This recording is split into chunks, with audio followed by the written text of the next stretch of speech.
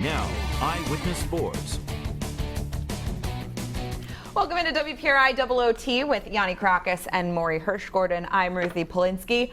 A busy week, and it's tie game only for rarely on OOT. Yep. Tie game. I'm in blue jeans, and Yanni was like, "You look nice today." I'm like, I'm wearing jeans. You guys are usually coming back like wet, cold, and like damp from Foxborough. It's true. Let's take the He was like, "Your off. hair looks nice." I'm like, "Yeah, because I literally just showered instead of like I 9 hours after my it's shower." hard to compliment women without sounding creepy or weird. No, you shouldn't feel that way. No, I don't, because we have a good relationship over here. We're in the nation Vicky. OOT. All right. Crazy week, and day. I guess Tuesday was just crazy. Yeah. Patriots back after the long weekend and a ton of personnel things happening. One of the bigger things I think that's worth talking about is this Michael Bennett situation. Obviously, there were reports that he was unhappy with his playing time. There was an encounter, I guess, with a reporter last week that said, what's going on? And he said, ask Bill. And then we find out on Tuesday that he's been suspended for a week due to a disagreement with his position coach. So how do you think this plays out? I don't think it ends well. For I think who? For Michael Bennett. Okay. I don't think he either is A, going to be traded, or B, is going to have this role, which is the zero role, as he describes it. They are so deep defensively that they don't really need him as a pass rusher. They've sort of transformed into this old school 3-4 defense, and they just don't really need his services, or according to Bill Belichick and Gerard Mayo and Stephen Belichick, they don't need his services. He has a big enough personality, not quite as outlandish as his brother was Martellus when he was here, but he's the type of guy who has made Pro Bowls, has won a Super Bowl, that I think he has a big enough ego that he doesn't really like playing 15% of snaps or whatever it may be. I don't know how disgruntled he's been, per se, prior to this incident with Brett Bielema, but I think he still has cachet in the league because he can rush the passer. So if they can get a trade for him, I'd say they go that route. But they're not going to suddenly increase his playing time just because he's mad. It's a weird situation because as his playing time has decreased, his production has stayed the same. He still has good production this year. So, I think in the end, I think he actually does stay in Foxborough. I think they can kind of carve out a role, and they're like, all right, if you want to get a ring, just stay here, do what you have to do. But we're going to play, like Bill says, 20 players on defense. So they're going to be rotating guys in and out. And yeah, I think the production value stays the same. He's going to have to continue to make the most of his limited reps. He only played 11 snaps the last game. It's not like opposing offenses as well are kind of coming down the field 12 plays, 15-play drives. So if there's the Patriots have 3 and outs in the first half and there's only 9 defensive plays, then maybe he only has a chance to play one or two plays. But he's 7 plays for what, the 6th most expensive player on the team, or whatever he's making? Sure. Now, Bill Belichick, the coach and GM, he's able to separate those things. He doesn't care how much money you're making. He's going to play the best guys. But I think back to Chris Long, who came here pretty heralded off the St. Louis Rams, and his numbers were way down. And he was a good camper that year, but he has said after the fact, like, it was tough sort of like buying into this role and not getting all the sacks you need. And the sack is such an important stat to fans and media members alike, when he was doing his job, according to the Patriots, just not showing up in the box score. I heard this on the radio today. Like, the Patriots brought him in to be Trey Flowers, and now that Trey Flowers position is not really a thing because they've kind of evolved into this defense with so many different versatile, the boogeymen, whatever. You have all these different guys that are able to kind of fill that Trey Flowers role and be able to rush the passer without having that one key guy who's able to do it. Here's my thing.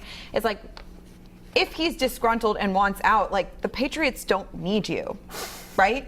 I mean, he's not. So you're making a lot of money here. You could potentially get a Super Bowl ring. Like, what exactly it feels like it's a selfish kind of unhappiness that with his numbers and his unproductive or his, low numbers. So I think the suspension and the disagreement was a buildup of the way that maybe he's carrying himself and the lack of play. It's bigger than just like what you can do on the field. Like, we know you're good, so are you just kind of mad and carrying yourself that way and having this selfish attitude, which we know Bill Belichick isn't going to be a fan of. So if you don't need him and you don't like his attitude and you don't like what he's doing, then get something for him because he's a talented player. I wasn't a huge fan of the signing. I didn't think it was going to work initially. I know it's easy to say that now, but it just didn't really fit the mold. It's one thing to get a veteran DB because it's like you're out there, you're doing your job. But like the pass rushers, the front 7 guys, I feel like it's a different you're a cornerback. When they got Aqib Talib, when they got Stephon Gilmore, Darrelle Revis, hey, you're over there. Do your job. It's much different for a pass rusher. So do you think that he's tradable at this point? I think at the right situation, I think Is that what they should do? But I think it's tough. If you think you can get something back, I wouldn't rush to trade him to go get a 6th or a 7th. Yeah, I wouldn't round. settle. No. I wouldn't settle. But I mean, we saw trades yesterday. You can pull off trades in the NFL more so now than ever before. I think teams are trading.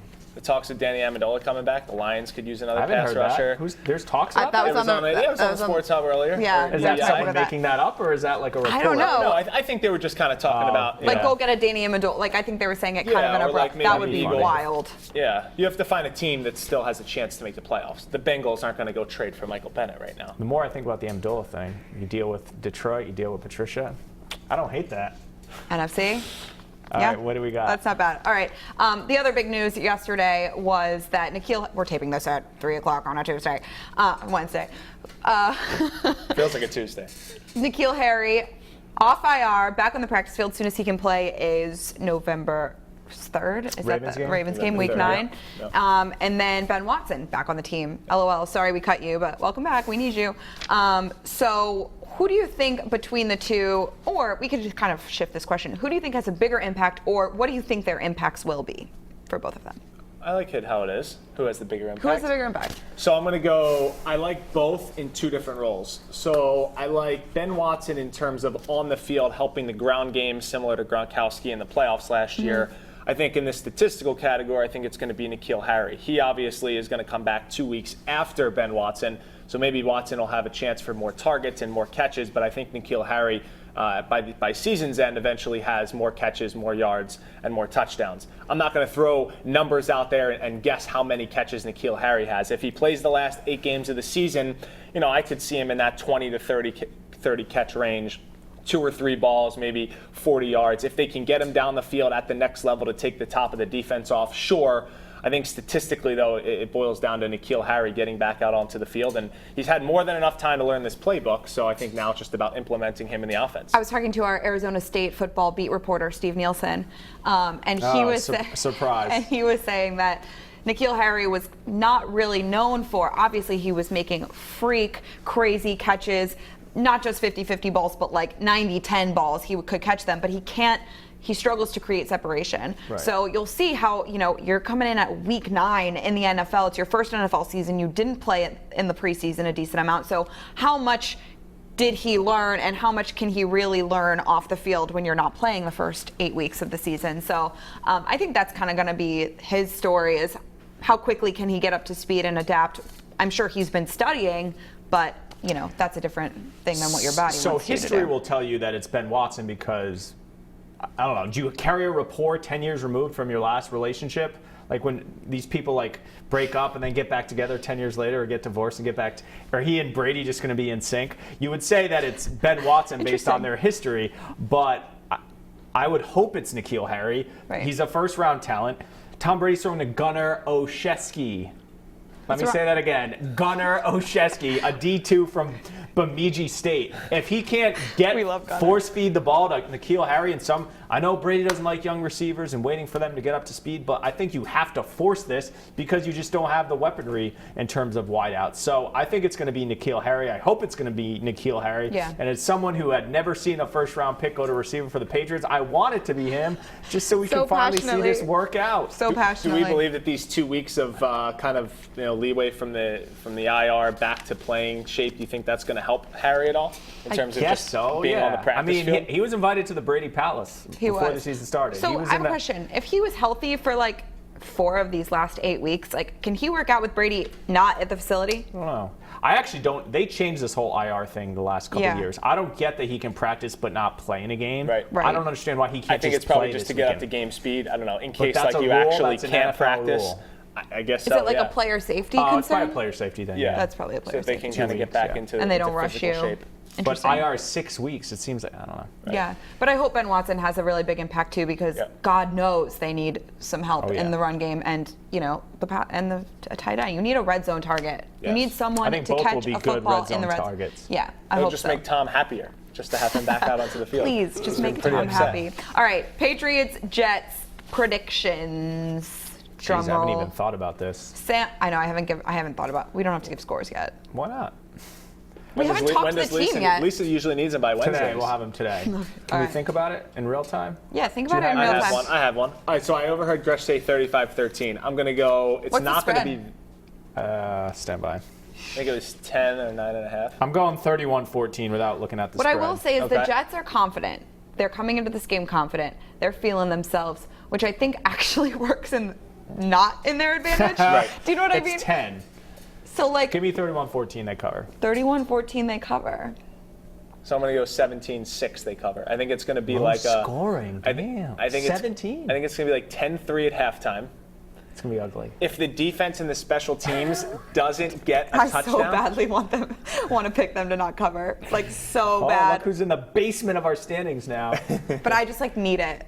If the defense and the special teams doesn't get a touchdown, can this offense score Isn't it crazy that that's a topic? 4 touchdowns? They score every week on defense or special teams. Do we expect them to score? Right. That's a good point. Can they score 4? Can they score 4 touchdowns? They're gonna get a blocked punt or a big return or something. It's crazy. All right, so maybe I'm saying 27-13 they cover. You know they're gonna What'd I win. just say? They're gonna 17? They're cover. gonna win. They're gonna win. Will they cover? I just like so badly want them not. Like I so badly Because want to just pick against you guys That and was win. that was such a sleeper game, them beating the Cowboys. The Patriots are not going to overlook them. Dallas was 100% overlooking them. They're like, oh, this guy's back from mono. for We're sure. going to kill him. Oh, for sure. There's no I way. thought you were talking about the Patriots sleeping on the The Cowboys. Cowboys No. are a joke. Yeah. Really? Jason Garrett's a squirrel. Oh, he should have been fired years ago. Yeah. No one wants that job though. Okay, I'm gonna go. What if I? Okay, I'm gonna go. You have to stay consistent. You can't give a score on OT and then change it for New England. I'm Nation. 27-13. And I'm 17-6. Both cover. Text me these after so I can put them in the graphic. I'm gonna. For crying out loud, Ruthie, the Okay. people are waiting. I know, and I have to go to URI. All right, the Patriots don't cover. What's the score? The score is 20. No, they do cover. They do cover. This is the single-handedly worst score prediction I've ever experienced. 28-14. All right, 28-14. 28-14. All right, everyone go to Twin River and put in your bets. All right, Yeah. what's our last one? Okay. We're gonna switch gears to Celtics. I don't know if you guys caught any of the preseason game last night. It was 0% of the starters played, and they were so fun to watch. It was so much fun. It feels like college basketball, and I just It was the love All-NCAA it. tournament team. I loved it so much. Carson Edwards, favorite player. I'm so excited to like watch fun NBA basketball this year. Like You realize for that's a not going to team- be the team we see in a I mean, week. we saw the other guys play, and like Kemba, like plays with joy. I remember this is a Dan Hurleyism. Play with joy. Like play your game because you love to play it, and that's why you're here, and that's why you're good at it. So play with joy, and I feel like this team plays with joy in a college basketball kind of way, and I love it. What was That's the my question? season prediction. What is your No. Celtics season prediction? Win totals and how far they get. So I think we can all agree Milwaukee and Philly above them.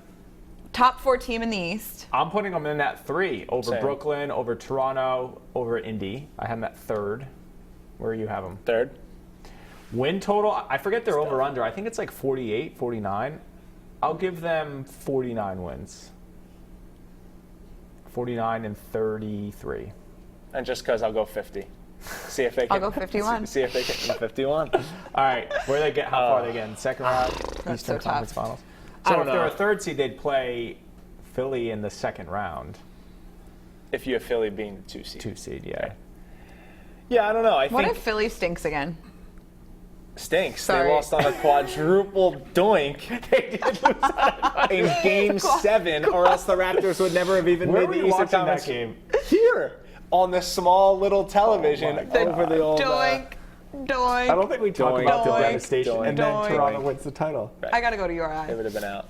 Hold on, if that shot doesn't hit, Toronto plays Golden State, KD doesn't get hurt, and they win another championship, does KD leave? Maury just texted us his Yeah, game score. KD leaves. I 17 think KD still leaves. That was a great Celtics segment. All right, we all got to roll. We're busy people. We're so busy. God. Thanks for watching New England Nation OOT. For Yanni Karakis, Maury Hirsch-Gordon, I'm Ruthie Polinsky. I'm so grateful for all you people listening to this on our podcast. And watching. And watch it. Well, mostly podcasts, because Okay. it's cool that we're on Apple Music. Have a great day. Simulcast.